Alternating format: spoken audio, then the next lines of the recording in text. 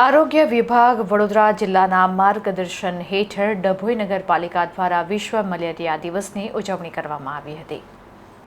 દર વર્ષે 25 એપ્રિલને વિશ્વ મલેરિયા દિવસ તરીકે ઉજવવાનું વિશ્વ આરોગ્ય સંસ્થા દ્વારા નક્કી કરવામાં આવ્યું છે। ત્યારે આ વખતે WHO દ્વારા નક્કી કરેલ થીમ વિશ્વ મલેરિયા દિવસ 2025 મલેરિયાનો અંત આપણાથી શરૂ થાય છે।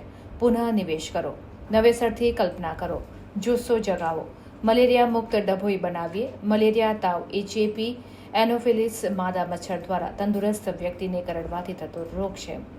લક્ષણો: ઠંડી લાગીને તાવ આવવો, માથામાં અને શરીરના સાંધામાં દુખાવો થવો, તાવ ઉતરે ત્યારે પરસેવો થવો, ઉબકાવવા, ઉલટી થવી, શ્વાસ લેવામાં તકલીફ થવી। આ લક્ષણો જણાય અને તાવ આવે કે તરત નજીકના આરોગ્ય કેન્દ્રની મુલાકાત લો। ત્યારે ઝડપી નિદાન અને ઝડપી સારવાર માટે તમારા લોહીની તપાસ કરાવો। આ બેનરો સાથે જાગૃતિ કાર્યક્રમ યોજવામાં આવ્યો હતો।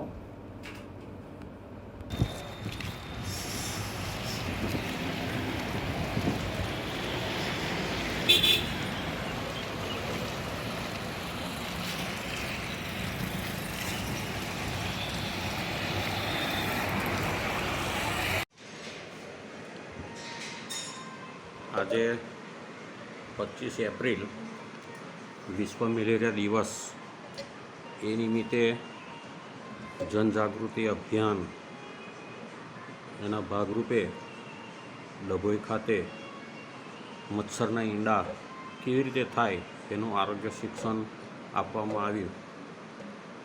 જૂના બંધિયાર પાણીમાં મચ્છર ઈંડા મૂકે છે।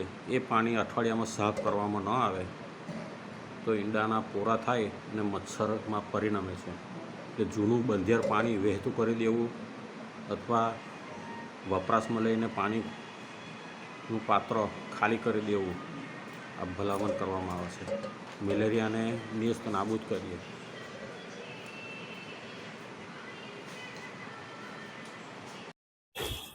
25 એપ્રિલ વિશ્વ મલેરિયા ડે દિવસના દિવસે ઉજવણી રૂપે અમારા મલેરિયા શાખાના કર્મચારીઓ, અર્બન શાખાના કર્મચારીઓ તેમજ પીએસસીના ઠાકોરભાઈના કર્મચારીઓ ભેગા મળીને રેલી સ્વરૂપ જ્યાં જ્યાં જગ્યાએ કોયરા અમને મળ્યા ત્યાં એનું ટ્રીટમેન્ટ આપતા આજે મલેરિયા ડે જે ઉજવવામાં આવે છે એ ભાગરૂપે અમે કામગીરી કરેલી છે।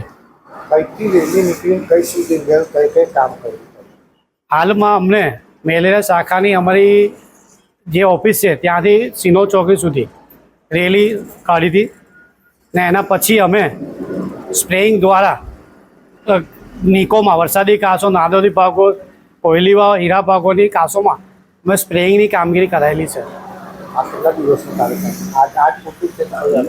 આજનો દિવસ જ હોય છે, 25 એપ્રિલ તારીખે જોઈ શકીએ।